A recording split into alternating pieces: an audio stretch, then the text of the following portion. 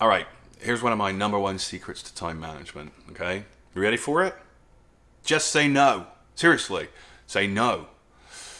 Now, I understand if you're an employee, you're going to have to say no differently than if you're self-employed.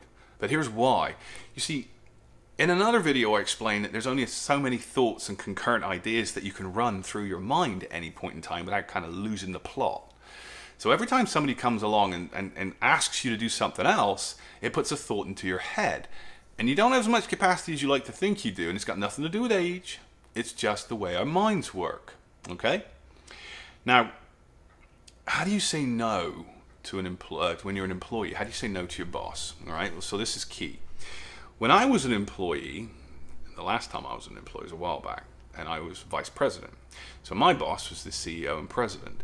And my boss was this very creative individual, and they would have all these brilliant ideas and come barreling into my office, which used to annoy the hell out of me because I'd be, interrupted left, right, and center. But that was part of my job. And then they'd, sit down at my desk, no matter what I was doing, and then they'd just vomit up whatever they were thinking about and say, you know what? Make it so, or the equivalent thereof. And I'd be like, smile, pause, compose myself because I wanted to fly across the desk usually and choke the living hell out of them.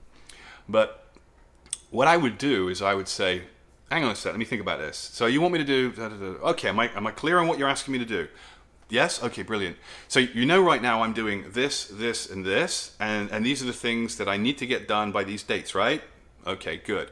So which one of these three, or which one of these four, or which one of these things are you giving me permission to push off?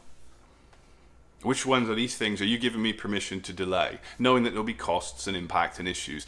Which are you authorizing me to delay on? And then I would put it back on them. See, I'm not an endless pit of capacity, and neither are you. And when they would come into your office and they'd be like, here's another report, do this, do that, I'd be like, you can't, So I would compose myself. I would replay what they just asked me to do, make sure I understand it clearly, and then I would let them know and say, great, no problem, I'm working on this, this, and this right now, and these are the deadlines for these things, and these are the implications if I don't do it. No problem. Which one of these things, or which multiples here, are you authorizing me to delay or postpone to do this new thing that you want me to do?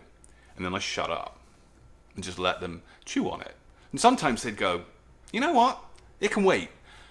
Perfect. No more work on my plate. Or they turn around and go, yeah, you know what, you're right, I forgot what you were doing. Yeah, okay. Delay project X, Y, and Z, do this. Or they'll turn around and go, tell you what, here's, you got permission, go and grab so-and-so from this department, right? In other words, what you do is you don't let them just constantly stretch this task list in your head, because it's not practical, it's also not fair. And I'm not saying people are bad, it's just when they get excited and they're thinking about their thing and they're not thinking about your thing. So you have to respectfully let them know that your thing or things is this, and then just ask and say, okay, how which one of these things are you going to let slide, or how do you want me to achieve this when I've got these things I need to get done by this date and I don't have any spare capacity, right? Now, when you're self-employed, you can just say no. Does it align with your objectives? Does it make sense? Is it going to move the needle towards the goals you want? Just say no. Now, when I was younger, my dad told me that anytime you're asked a question, always start with no. Now, I'm not sure if this is a brilliant piece of advice, but I'm going to share it with you anyway, and you take it for what it is and you apply it, because there is some value to it. And it goes like this. Somebody comes along and asks you to do something, you're busy, you say no. Respectfully, depending on how you work. Now, here's the fun part. If they persist, you can still say no, right? Again, nicely, whatever. They might come back at you and try it from a different angle. If they are able to suggest why you should do this and some compelling reason, then maybe it's the next thing on the table. And only after a certain amount of suggestions and all the rest of it would you entertain a yes.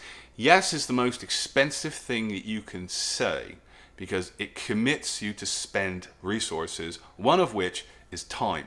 And you can't short time. You know, if you say yes to something, those seconds are ticking by regardless of what you do. So yes is the most expensive thing you say, and one of the things I'm fond of telling my students whenever I'm teaching this to them one-on-one is like, every single thing that is inside your head, every single thought has to pay rent. So when somebody asks you to do something and it's inside your head, it's costing you because it's taken up one of the slots for the concurrent thoughts. It's adding additional stress because now you're constantly keeping it alive and spinning it inside your head. Which is why maybe is equally expensive, and I tend to start with no, and usually people will leave you alone, right? You need to protect the integrity of your mind space, because if you don't, tasks are going to come on board and they're going to erode your ability to keep a tight rein on time management. Because remember, you don't manage time, you only spend it. Well, some people say you only take it, but you really only spend it. It's how you spend it that makes all the difference. And if you spend it efficiently and effectively, that's what makes people productive. When you spend it inefficiently and ineffectively, that's what most people are like. This is why most people are spun out, stressed out, and generally having a bad day because they're afraid they're never going to get everything done because A, they don't have priorities. Remember, time management's not about managing time, it's about prioritization, which requires you to know what you need to get done so you can say no. All right? So there you have it.